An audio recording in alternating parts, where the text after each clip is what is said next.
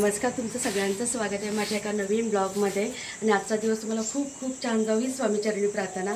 आज गौरी येण्याचा दिवस आहे, तर सकाळी मी लवकर उठले, अंघोळ वगैरे झाले, पडवीतला कचरा वगैरे झाला, आणि आता मी रोजची कामं आवरतो, मग गौरी आणायला निघू। आणि मग आमच्या इकडच्या गौरी पण तुम्हाला आणायचं दाखवते। मी गेल्या वर्षी शॉर्ट टाकला होता, यावेळेला लॉंग व्हिडिओ बनवेन। आणि मस्त आणि काल भरपूर पाऊस होता, आज पावसाने थोडी विश्रांती घेतल्यासारखं वाटतंय। बाहेर बघितलं की एवढं छान वाटतं, जो असा धूर, चुलींचा धूर वगैरे असा छानपैकी असं बाहेर निघतोय, एकदम मस्त वाटतंय। सकाळ खरंच एकदम प्रसन्न अशी सकाळ झाले। गौरी येणार म्हटल्यावरती पहिलं घराची फरशी वगैरे पुसून घेतली, आणि नंतर मग विहिरीवरती पाण्याला गेले। आणि विहीर एवढं छान सर्वकडे बघा एकदम हिरविगार दिसते। आणि आपण शहरामध्ये एक्सरसाइज करण्यासाठी घराच्या बाहेर पडतो, वॉकला जातो, पण गावी तसं नाही। विहिरीवरती एखादा हंडा घेऊन पाणी जरी आणलं तरी फुल एक्सरसाइज होते पूर्ण, म्हणजे हात वगैरे सर्व असे काढणं करताना हाताची वगैरे एक्सरसाइज होते बघा, म्हणून आवडतं गावी गेल्यावरती। आणि छोटे छोटे झरे पण असे आले होते, एवढं बघायला छान होतं ना। ह्यावेळेला भरपूर पाऊस झालाय ह्यावेळेला, त्यामुळे छोटे छोटे झरे अजून सुद्धा वाहत आहेत, आणि म्हणजे इतकं मस्त असं वाटतं।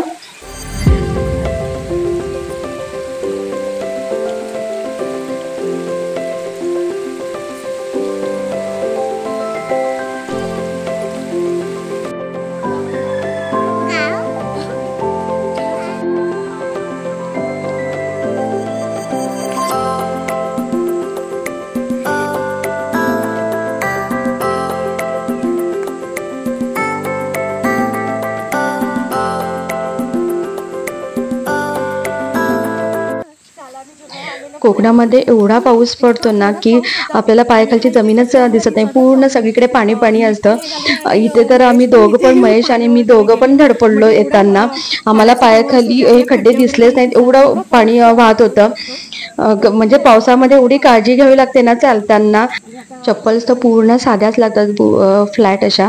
मी पण फ्लाईटची चप्पल अशी घेतलेली, स्पेशली गावी जाण्यासाठी चप्पल घेतलेली, कारण अशा चप्पला बिलकुल टिकत नाही। आणि मला बऱ्याच वेळेला असं झालं की माझी गावी गेल्यानंतर चप्पल तुटलेलीच असते।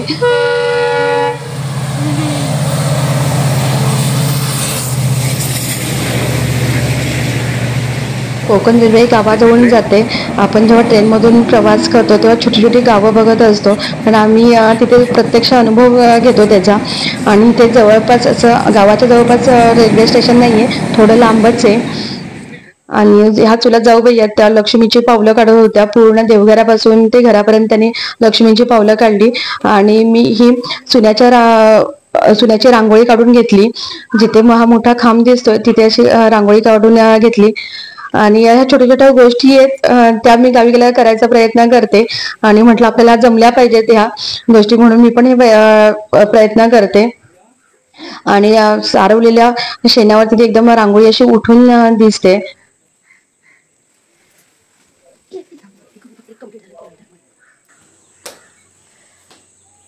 पूर्ण मग मी देवघरातून मग पूर्ण घरापर्यंत तिने अशी पावलं काढून घेतली, आणि एवढी बघायला छान वाटत होती ना।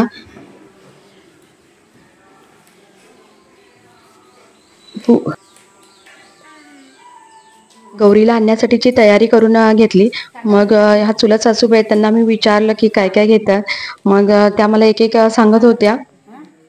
5 पानाचा विडा, अच्छा, तो 5 पानाचा विडा, आणि रांगोळी, गूळ, हळदी कुंकवाची पानं, हा नाडा आहे गौरीला बांधायला तिथे। ते येते ना, हळदी कुंकू, रुईची पानं, अच्छा, रुईची पानं, ही वेगळ्या झाडाची पानं, आणि सरी घेतो ना आपण। जेव्हा आम्ही गौरी येतो तेव्हा गौरीला म्हणजे गळ्यात काहीतरी घालून आणतो, मग ती एक सरी आहे। हा तसा पारंपरिक दागिना एक आहे, म्हणजे लग्नामध्ये पण आम्ही घालतो।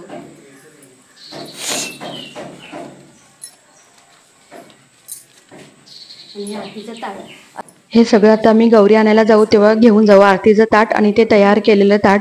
आणि आता आम्ही वाट बघतोय की गावातील बायका केव्हा येतील आणि मग आम्ही त्याच्यानंतर निघू. आणि हे भेंडीची झाडं असतात त्याच्या काढलेल्या साली आहेत या.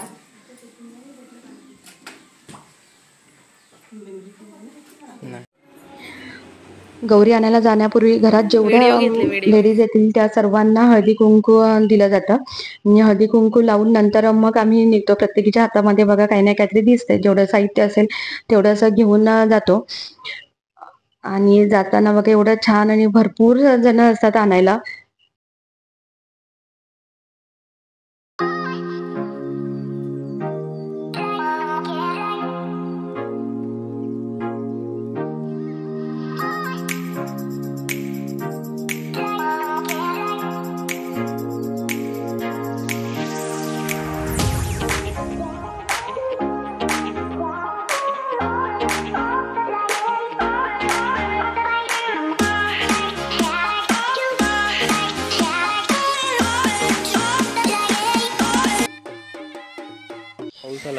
गौरी आणण्यापूर्वीच ना विहिरीवरती तिरडे ठेवले जातात. तिरडे म्हणजे पावसामध्ये एक झाडं येतात, त्यांना अशी पिंक कलरची फुलं असतात, तर ती झाडं आधीच विहिरीवरती नेऊन ठेवली जातात. आणि जेव्हा आम्ही जातो आणायला तेव्हा त्या झाडांवरती रुईचं पान असं बंधाने घट्ट बांधून घेतलं जातं. आणि बांधण्याच्या नंतर मग त्याच्यावरती डोळे आणि हळदी कुंकू लावून अशी गौरीला तयार केली जाते. तर आता सर्वजण असं मिळून हे केलं जातं. प्रत्येक जण असं एक एक करत असतं काय म्हणजे हे करणं नटवणं गौरीला. तर हे धोतर आहे, धोतर आधी पहिलं नेसवलं जातं.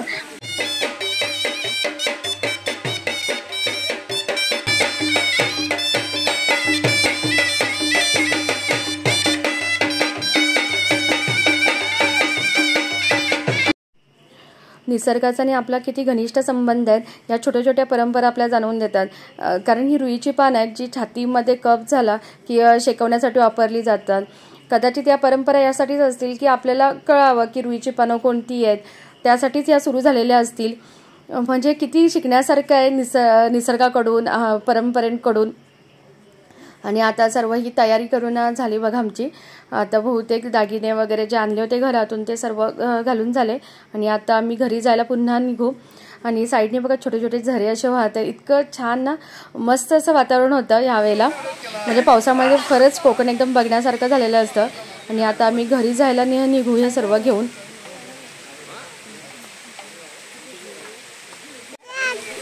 ते 5 बायका तर गौरीची पूजा करतात. आणि पूजा झाल्याच्या नंतर मग गौरीला घेण्यात येतं. आणि ह्यावेळेला असं ठरलं होतं, माझी नणंद होती, मग त्या होत्या चुलत नणंदबाई, मग त्यांनी गौरीला घेतलं होतं. माहेरवस्तीने गौरीला घेतलेलं चांगलं असं म्हटलं जातं आमच्याकडे, त्यामुळे त्या तिथे होत्या. तर त्यांनी ह्यावेळेला गौरीला घेतलं होतं. आणि मग अशा गौरीला घेऊन आम्ही आता घरी निघालो.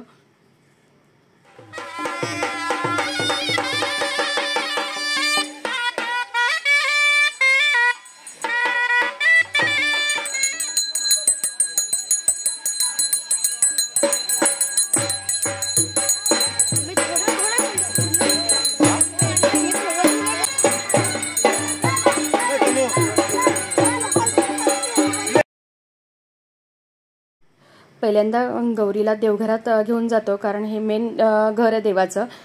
तर तिथे पहिल्यांदा गौरीला घेऊन जातो. तिथे पूजा वगैरे झाल्याच्या नंतर मग घरी घेऊन येतो. आम्ही तिथे राहतो त्या घरी घेऊन येतो.